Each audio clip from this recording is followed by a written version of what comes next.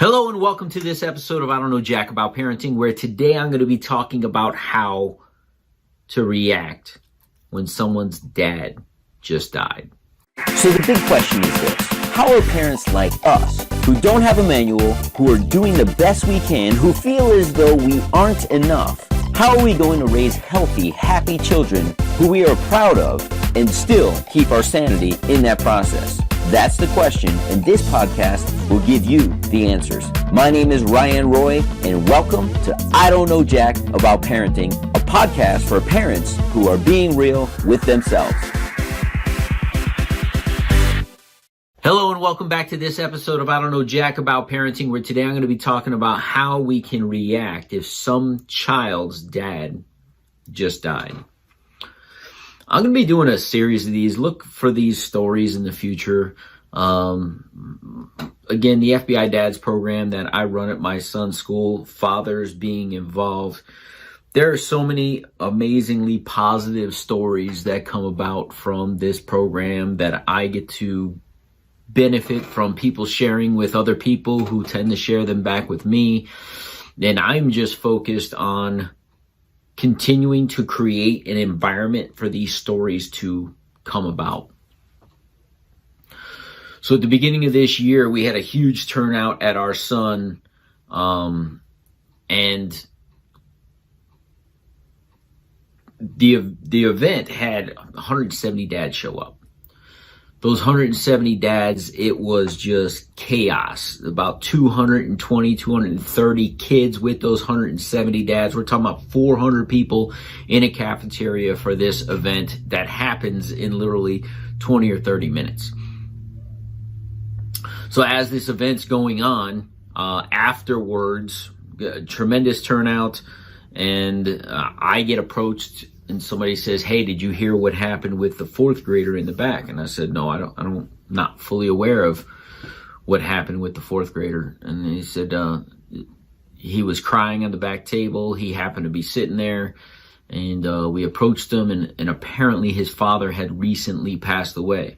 So imagine a fourth grader, so is it 9, 10 years old, sitting in a room during a father's being involved breakfast, crying over his breakfast, not having his dad present in his life, and him just being really, really, really upset because he's in this environment and he's missing his dad. So the counselors pulled him aside, the principal pulled him aside. They got him whatever help he needed, and people kept saying, "Hey, what are you going to do about that?" And I said, I don't really know, but we have people who are in place, administration, counselors, other parents, who probably have a better foothold on that than I do. I just invite people and I show up and do a presentation. Like, I feel as though I'm doing my part and other parts will be put into place. Fast forward a month later, and we're having this same breakfast. It's about 3 minutes before I go on stage. The place is chaotic again, about 150 dads.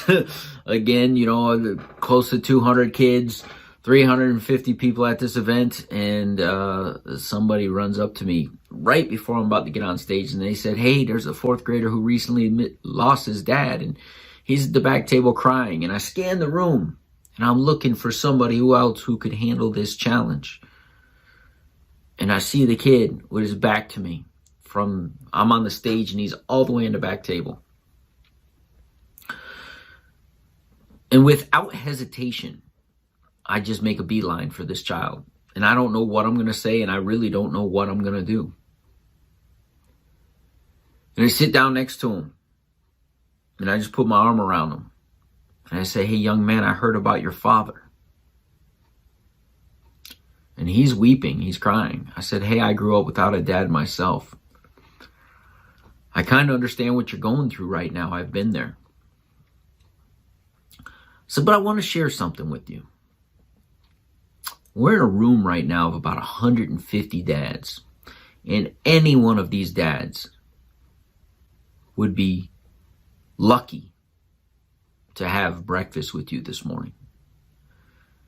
He said, "But I don't want just any dad." I said to him, "I don't want just any dad to have breakfast with you. As a matter of fact, there's a very special dad that I'm going to ask you to come and have breakfast with. He's so special that he's the dad that has breakfast with my kids, because I'm the guy who talks on the stage this morning. I said, so I only have one question for you, young man. Do you like chocolate covered donuts or glazed donuts? And he catches himself and he chokes up a little. He's just like, I like both. And I chuckle as I say that, because I chuckled in a moment. I said, you don't know how perfect that answer is. Because in my line of work, what I tell people is you shouldn't have to make choices. You should have the option to get everything you want. Don't settle. Go for both. And he said both. So I asked the person who was at the table there, I said, hey, could you reach over and give me one of each donut? Do you mind doing that for me? As they were waiting in line, they handed it to me. They knew who I was. I gave it to him. We walked to the front row seat. And I introduced him to my friend. And I explained briefly to my friend the situation. I said, can he join you at breakfast? He says, absolutely. I gathered myself. I went up on stage. I started doing the presentation. And I thought to myself, the show must go on. And I look down as I'm doing the presentation and I see this kid who is just in tears with a huge smile on his face. Now, mind you, I have a crowd of people, so I'm not really paying attention singularly to him, but I'm paying attention to what's going on in the room. And we had this little brief intermission, and my friend comes up to me as I walk down to say something to my son, and he says, man, you got me today. He goes, I'm all choked up. This is crazy. I said, good. You're doing a good thing. Thank you for letting him have breakfast with you. After the event, as everything calmed down and people dispersed and I'm going about my life, I look at my phone as I'm walking out of the school, and there's a text from my friend. And he says, I want to first thank you for introducing, and he said the young man's name, for introducing this young man to our family.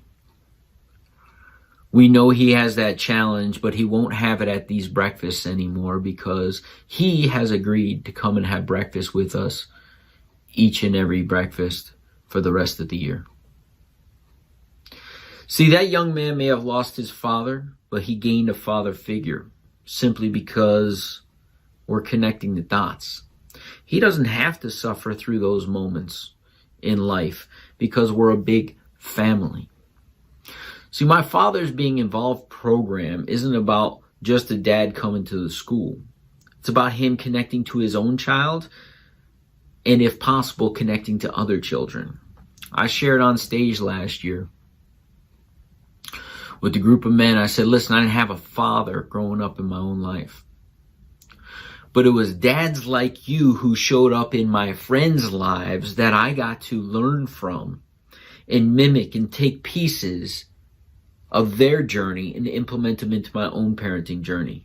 Why? Because they took me, some of them, under their wing. And they taught me and showed me what it was to be a good man and a good father to their kids. And not only to their kids, but to me as they impacted my life. So the program, although it seems simple, come and have a donut and some breakfast with your kid, has a ripple effect beyond anything I could ever imagine. I don't know jack about parenting, but I've also said this. I don't know how my single mother raised all of us. This job is difficult enough with two very involved, loving parents, that being myself and my wife, and we struggle on the daily. I don't know jack about parenting, man, but I do know that it must be done with intentionality. In the Fathers Being Involved program, may just teach a dad or two how to connect to their children on a deeper level and possibly other children around them. We'll see you in the next lesson where I share more FBI dad stories. Do you want to be the dad you wish you had? If so, go get my free book, Be the Dad You Wish You Had, at BeTheDadYouWishYouHad.com. Inside, you'll find my most effective 40 tips to quickly and easily transform yourself into the ideal dad. Go to BeTheDadYouWishYouHad.com now and get it while it's free.